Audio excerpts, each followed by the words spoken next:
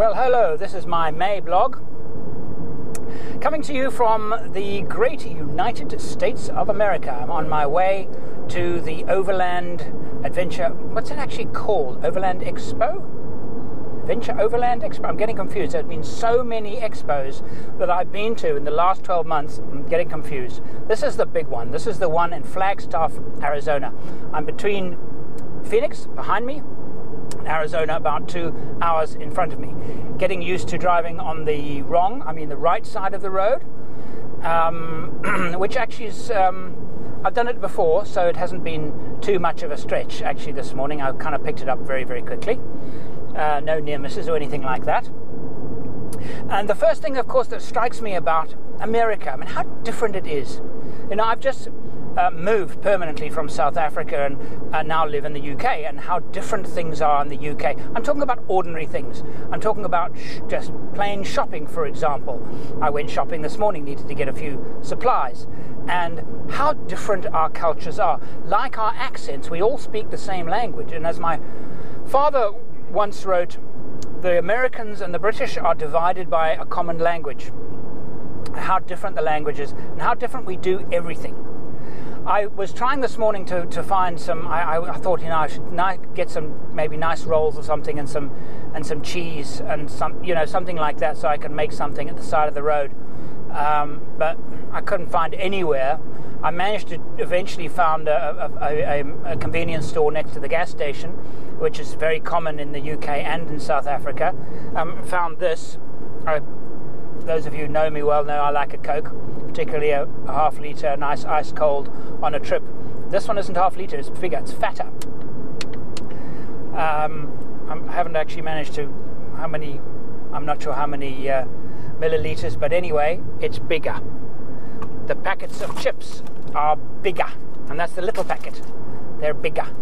Everything's bigger. The cars are wider and longer and bigger. And the fuel consumption, I'm looking here at my fuel consumption, 29 miles per gallon. More fuel, I will use more. This vehicle, by the way, is a Hyundai Santa Fe, a 2014 model. Actually, I think it came out last year, 2013. And I've always disliked the Santa Fe, not because of any other reason, is that I just think it is so ugly.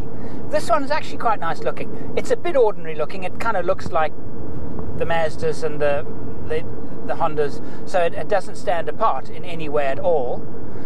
But I'm going to give it a bit of a test, and I thought, well, what a great idea in the wildlands and the badlands of Arizona. After the expo, I'm going to the expo to give some seminars on great storytelling with video, giving 2 seminars, and they're showing one evening, I think it's Saturday evening, one of my movies. And that's pretty cool, and I'm really, really looking forward. That's actually the main reason why I'm in the United States. And after that, I'm going to go out and give the Santa Fe a test and go and find some lonely tracks in Arizona. I have really no idea what I'm going to find. I haven't done a lot of research. I'm going to get a map. I do not have a GPS, don't want one. I was offered one, I don't want one. I want to navigate the old way, a map, and mark one eyeball. And really quite excited about being here. And as I leave the town of Phoenix behind, seeing the characteristic desert landscapes and cacti of Arizona. So that's what I'm doing here in the big, grand United States of America. Well, welcome to the biggest, baddest Overland Expo in the world. Well, that's what they claim. You know what? It is, because you see, the Americans do things a little bit differently. And you might also be under the impression that being in America, it's all about Jeeps. Far from it.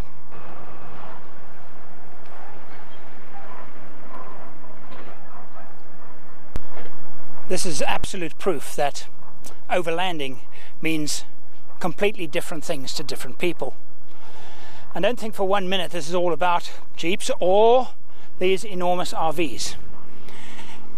What I've seen, I've been here for just 1 hour, is every imaginable vehicle and piece of equipment associated with overland travel.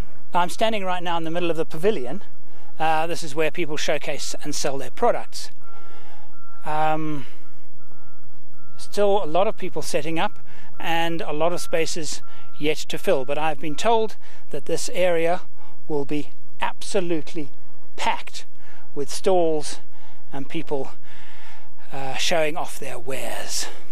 They also have a dedicated place for motorcycles, which I think is absolutely appropriate. I wonder what the ratio is of people that do serious overland travel, ratio between bike riders and four-wheeled vehicles. I wonder what that ratio is. And the organizers have actually set up here, this is soft sand behind me, obviously to provide demonstrations on riding. I think it's fantastic. And of course the challenge is for me is I'm going to be spending 3 full days here. It better be a big show for me to be able to be kept entertained the whole time. But I must say I'm really, really looking forward to doing my seminars. And every time I look up, there's something new and shiny and fantastic. And the off-road course with, of course, the token mud hole behind me. And, of course, the big lump with a few axle twisters. Unlike the expos in South Africa and England to an extent, this is an event. It's not a show. A show is something where you go on a Saturday or Sunday as a nice thing to do on the weekend. You take the family, and as a result there are a great deal of tire kickers. What I mean by tire kickers, people that are not really interested in buying anything or researching anything. They're there for the day's outing, and all they really spend their money on is at the hot dog or hamburger stand and maybe the beer hall. This, however, to drive this far to come to this event, and there are people from all over the world, this most definitely attracts the serious overlander and 4x4 enthusiast. Put it on her bike and went around Baja, called me up and sent me the video and said, hey, you went to Baja. And so now for me, on this TV show, that's a great hook. My last night in the United States, I'm determined to find myself a decent burger. I know it's not impossible.